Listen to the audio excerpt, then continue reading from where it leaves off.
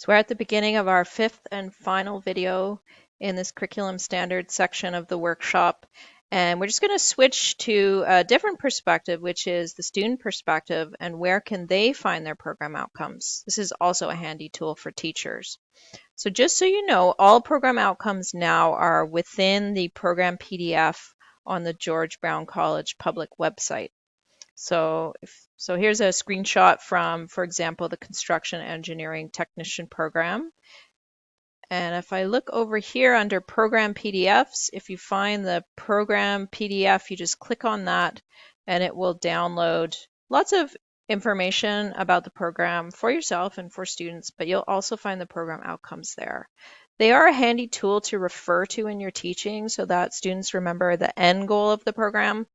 But it's also good for prospective students if they're wondering, well, what might this actually look like in the field? The program outlines the skills and knowledge that they'll develop throughout the course of the program.